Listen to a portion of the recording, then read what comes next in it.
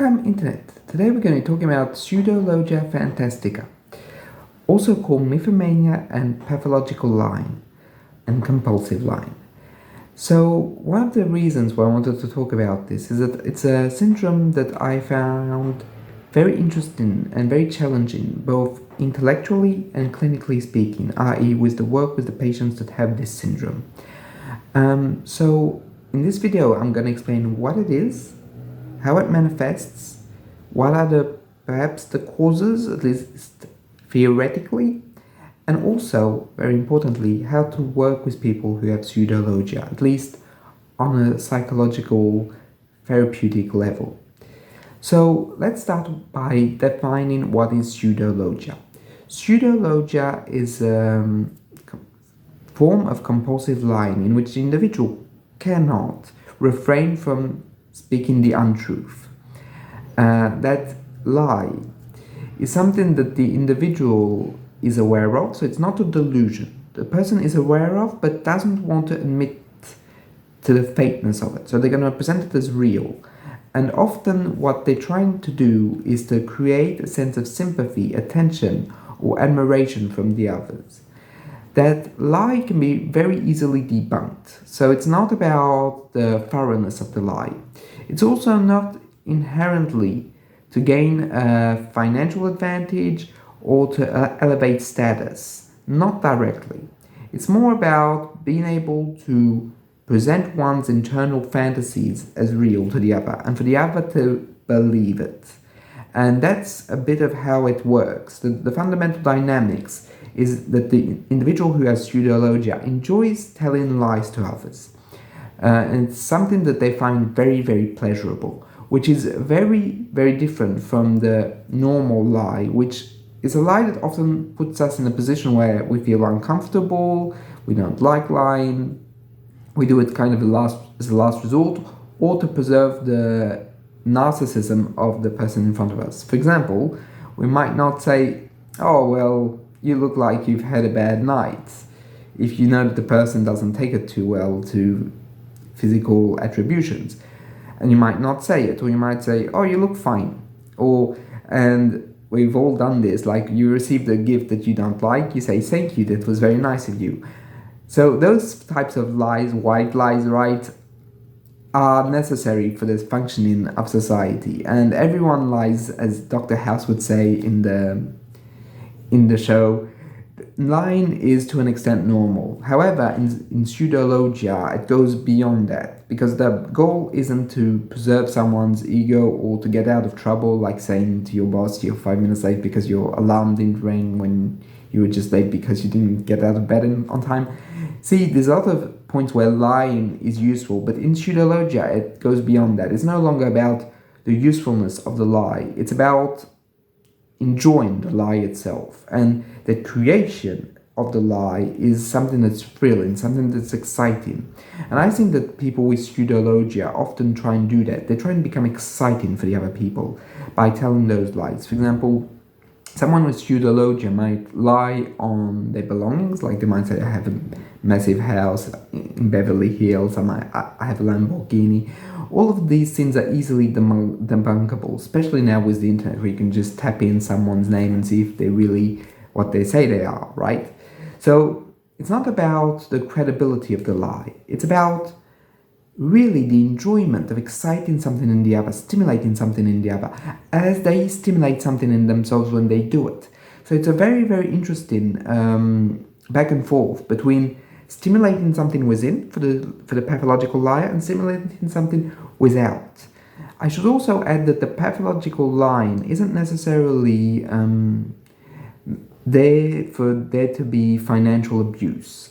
Like sometimes pathological liars can try and gain an advantage, but it's not fundamentally what they're onto. They're not really onto that. They just can't stop lying. It's compulsive. They have to lie. In a way, that's how they take enjoyment.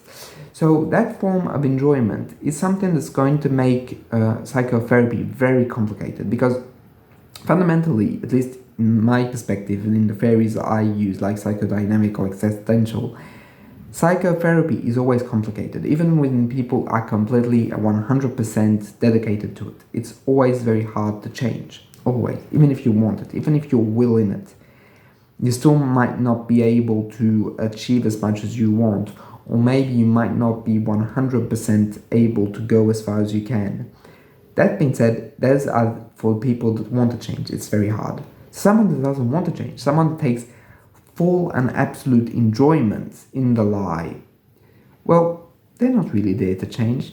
They don't really understand that the symptom is necessarily something that's wrong, even though they might intellectually fully understand that lying has negative repercussions and consequences, because as people lie what they do, because that's what happens in a relationship, lying often dampens the relationship. It often makes it more fragile. And in the case of pathological lying, I'm not saying that that's why there's so much rejection about this syndrome. It's because it completely destroys the trust between individuals. The very fabric of our society is based on trust. For example, when you look at the stock exchange, virtually only trust. When you look at dealings on a daily basis between humans, virtually only trust. Like, trust is so fundamental, such the core of our interpersonal relationships, that anything that comes and hurts it is directly seen as a threat. And pathological lying is the worst, because it's not just to gain something, it's not just, as we would say in French, une arnaque, something that's really there to twist. They're not con artists, they're doing it for the fun of it, for the sport. And that often creates, when it's discovered, a massive rejection on the behalf of others. Because what has happened in pseudologia is that the very fabric, the social contract, has been broken.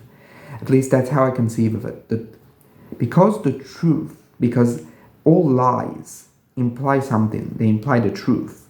The truth for the person with pseudologia is often dangerous. It's something that cannot be admitted. It's something that often they have not seen their parents do. Often there has been fundamental lies in the families of people with pseudologia. So it might not be everyone in the family, right? But there is something fundamental in which the truth has been associated with danger. Also, there might have been sexual abuse in the lives of people with pseudologia. Something that's so destructive, so incredibly hurtful, that they had to hide it through lies and lies and lies, to the point where the truth has been lost, and what remains is the lie and the pleasure in the lie. We can also see that in pseudologia, it might be unconsciously a way of putting a difference between oneself and one other, i.e., if I lie, then you'll never see the truth. You'll never see who I am, because you only see the lying version of myself. You only see what I want to show you. So therefore creating a massive gap between two individuals, a gap that can never be filled. Also, and this is very important, pseudologia and all of its ramifications isn't stopped or prevented because there are negative repercussions. What happens often is that the person stops with an individual, or can stop, or sometimes abandons the individual to try and do exactly the same cycle of pathological lying to someone else. So it's a very complicated syndrome, because the person does not necessarily want to be helped, at least not on that end, and people that are in the environment are often more hurt about the pathological lying than the pathological lying themselves. So here it implies the whole of society. What often ends up happening is that the pathological liar will become more and more isolated as time goes on, because more and more people will be able to spot the cracks. The more they will grow alive, the more it will become obvious that certain things are not there. For example, it's easier for someone that's younger to lie on certain sins because they don't have that much life experience, and to get away with it, right? Because like 16-year-olds might be more trusting, might not have exactly all of the mechanisms of suspicion that an adult has, but when you're in your 60s or your 70s, it's not the same. It's absolutely not the same. So what makes it hard as a therapist? Well, very interestingly, when you're working with someone with pseudologia, it's very interesting to see that often they lie to you because they don't really want you to see the form of true self that they feel is very vulnerable, very, very hurt. And what happens often is that they will do anything in their power to drive you away from it, often trying to excite you through tantalizing lies, like, for example, oh, I'm famous, or oh, I know this person, or oh, well, you'll never know who I met yesterday. And often they try and create a sense of, in the therapist, of like, oh, I'm so excited, well, what next, as if the story was, how can I say, the therapy itself. When this does not work, when, how can I say, the therapist makes it very clear that they've seen through the lies that they were telling, not in a negative way, but just like this is something that is not necessarily true. Often there is a form of denial. For example, the person with pseudologia might talk over you, refuse interpretations, might even prevent you from doing it by speaking louder, shouting. Often there is real fear of the truth, and I think that the lie is there as a protection. Obviously a very poor protection because everyone can see it, but a protection nevertheless. And it takes a lot of time for someone with pseudologia to really be able to let go of the lie, to be able to say, yeah, I'm telling you that lie because I enjoy it. I enjoy lying to you and lying to your face. And that's something that can take a lot of time, but in my experience, with certain patients, it can be accomplished with a lot of time and a lot of trust. Also, pseudologia or pathological lying might be also a way of trying to put a narrative in one's existence, a narrative that's much more flexible than what they used to have as children. And what I have seen also a lot of is that behind the lies, there is a lot, at least with what I've seen, a lot of trauma. That people don't come to pathological lying without a massive amount of interpersonal hurt. Often the early caregivers, but not just. And massive feelings of rejection. Therefore, the lie is like, oh yeah, you're rejecting the lying version of myself, but not who I truly am, so that doesn't affect me. And often when you try and go into the traumatic elements of pseudologia, there's going to be a lot of resistance, a lot of defenses. They might say, I don't give a shit about the past. Don't talk to me about that. Or I don't care. But when you really build a good level of interpersonal trust, when the therapy has lasted for a couple of years, there might be an opening. And when I mean an opening of like, this happened to me. I know this happened to me. I don't like talking about it, but I know. And I also can't get rid of it. And there might be a real source of suffering in that, behind all of those lies. And I think as a therapist, it's very important to always keep that in mind, even though the people might not be in contact with the line. I should also address the fact that often pseudologia can be found in a plethora of mental disorders.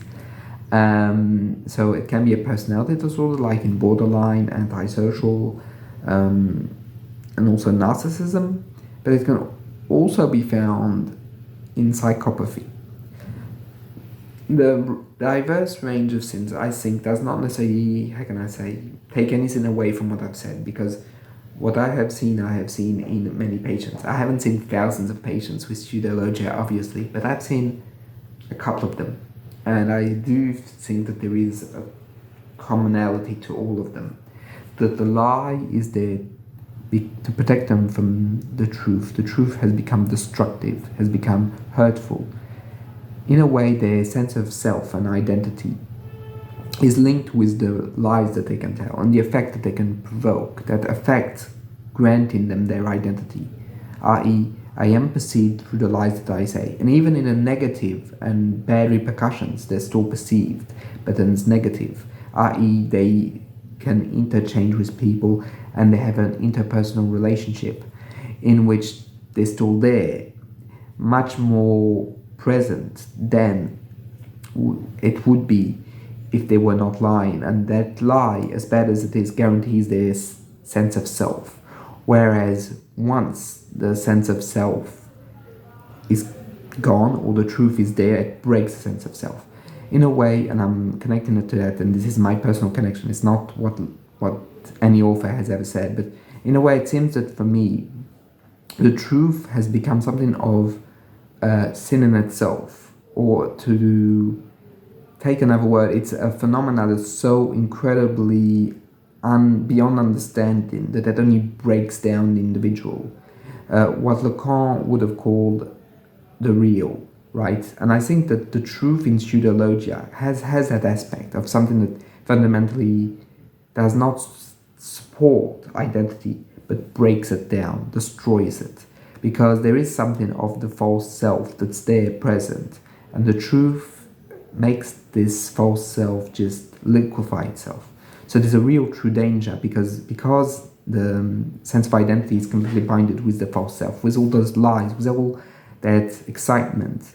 When truth occurs, it strikes, and it strikes deep and hard in that facade, and it breaks it down. And I think that there is an existential, real sense of threat.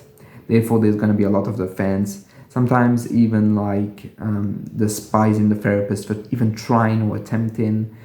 And I think it takes a lot of time, longer than with most, to really, really trust the therapist with all of that trauma, with all of those moments of suffering.